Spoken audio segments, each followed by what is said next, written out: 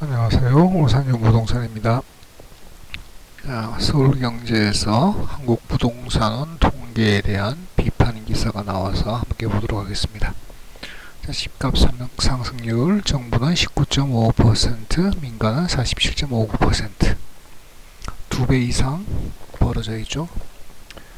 같은 아파트 가격 상승률을 조사했는데 도표에 보시면 2007년 한국부동산원이 조사를 시작했을 때와 그 이전부터 2004년부터 했던 KB와의 이 격차를 통계 표로 나타내고 있는데요.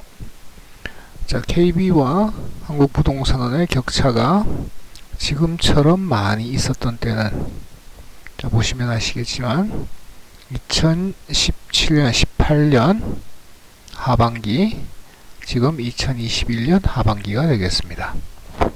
그러면 왜 이렇게 차이가 나게 되는지 그 원인을 한번 생각해 보겠습니다.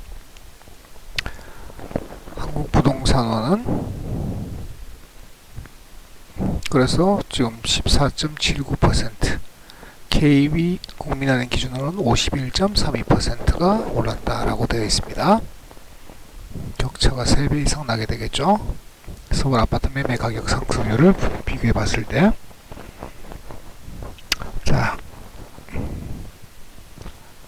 작년 하반기에도 이 격차 때문에 굉장히 많은 통계에 관한 얘기들이 있었는데요.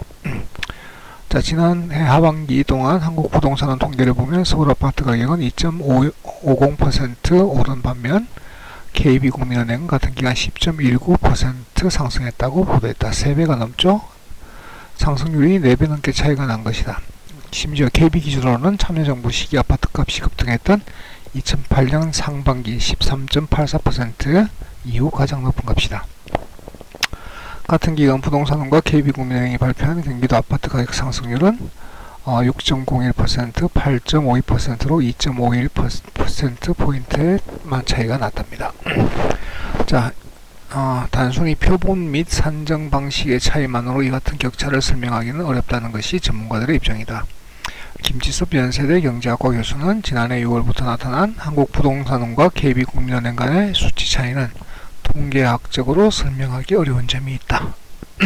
며 한국부동산원은 수치 산정 과정을 투명하게 밝힐 필요가 있다고 말했다. 근데 여전히 밝히고 있진 않죠. 부동산원 통계가 작성되기 시작한 2003년 12월부터 2021년 5월까지 210개월간의 두 통계 월간 서울 아파트값 상승률을 비교해 본 결과 한국부동산원 상승률이 KB 국민은행 대비 높았던 달은 91개월, 반대는 119개월, 거의 얼추 비슷하게 이루어지고 있었는데요. 그런데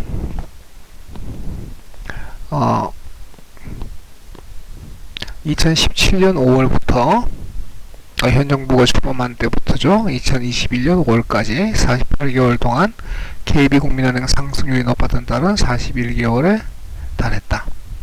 7차례를 제외하고는 KB국민은행 통계의 상승률이 더 높았다라는 얘기죠. 거의 4.5 대 5.5의 비율이었다가 엄청난 격차를 보이게 되는 겁니다. 그러니까 85.4%가 KB 통계가 더 높게 나왔다라는 얘기니까요. 월간 단위로 두 기관의 서울 아파트 가격 상승률 1%포인트 이상이 차이 난 경우는 한국부동산원 통계 작성 이래 2018년 9월 10월, 2020년 7, 8, 9, 11, 12, 2021년 1월 등 8차례 뿐이다. 공교롭게 전부 문재인 정부 시기입니다. 문정부 이전까지 한국부동산원과 KB국민은행의 월별 서울 아파트 상승률 격차가 가장 컸던 시기는 2008년 6월로 KB국민은행은 한국부동산원보다 아파트값이 0.92%포인트, 즉 1%가 차이 나지는 않았던 거죠. 주간 월간 통계도 서로 안 맞다. 한국부동산원 통계가 의심을 받은 적은 이번이 처음은 아니다. 민간 통계뿐만 아니라 같은 부동산원에서 생산한 주간 월간 간 격차도 컸다. 그러니까 부동산원에서 만든 그 안에서도 다르다는 얘기죠.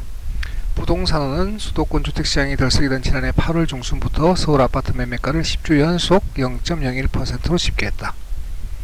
그러니까 뭐 나와서 뭐 11% 뭐 이런 얘기 하겠죠. 하지만 월간 상승률을 보면 9월은 0.29, 10월은 0.40%. 그러니까 지금 부동산원에서 나온 통계 자료도 서로 맞지 않다라는 얘기입니다. 문재인 정부 들어 누계로 계산해도 한국부동산원의 월간 주간 통계 상승률 차이는 심각했다. 2017년 5월 15일부터 21년 5월 17일까지 주간 단위 아파트 가격 상승률과 2017년 5월부터 2021년 5월까지의 월간 단위 상승률을 분석하게 되면 맞아야 되겠죠? 같은 부동산에서 했는데 KB국민은행의 경우 주간 단위 상승률은 47.92% 기록, 월간은 47.59% 기록. 그래서 격차가 0.33%포인트의 차이를 보였는데 부동산원의 경우는 13.82, 19.55%에서 5.73%포인트 격차가 나타났다. 실제는 훨씬 더 큰 격차율이 되겠죠. 자, 같은 기간 한국부동산은 기준 경기도 아파트 가격 상승률이 주간으로는 22.92, 월간으로는 25.55%였던 점을 고려하면 이것도 물론 차이가 있죠. 지금 뭐 3% 가까운 2.5% 정도의 차이를 보이고 있는데 서울은 격차가 특히 더 두드러졌다. 그러니까 서울 집값에 대한 한국부동산원의 통계가 믿을 수가 없다라는 얘기가 되겠습니다. 여기에 매년 한 번꼴로 실시하던 표본 보정도 이루어지지 않았다. 자, 유경준 국민의힘 의원실에 따르면 18개월간 표본 보정이 이루어지지 않으면서 지난 6월 기준 한국부동산원과 KB국민은행이 발표한 서울 아파트 평균 매매 가격은 부동산원은 9억 2,813만원, KB는 11억 4,283만원. 같은 평균 매매 가격인데 2억에서 2억 1,470만원의 격차가 난다는 겁니다. 정작 표본이 보정됐던 2020년 1월 한국부동산은 8억 7,713만원, KB는 8억 6,997만원. 그래서 부동산원이 오히려 716만원 정도 높은 차이를 보였던 때죠. 자, 그래서 부동산원 측은 표본을 다시 선정했기 때문에 표본 보정을 할 필요가 없었다고 해명했다. 18개월간 새로 생긴 아파트가 없는 모양이죠. 한국부동산원은 오늘 8월 발표하는 7월 전국주택가격 동향 통계부터 새로운 표본을 적용할 예정이다. 자, 현재 서울 평균 아파트 매매 가격을 두고 KB와 2억 원 가까이 벌어진 이 격차를 얼마나 좁힐지에 관심이 몰리고 있다. 자, 그래서 지금 보시면 서울의 각 구별 노원, 영등, 도봉 등의 누계 상승률을 도표 나타내고 있는데요. 굉장히 많은 차이를 보이고 있죠. 특히 노원구가 가장 큰 격차를 보이고 있습니다.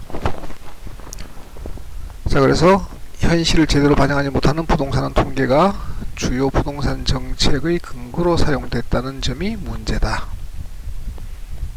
라는 게 얘기되고 있는 얘기입니다.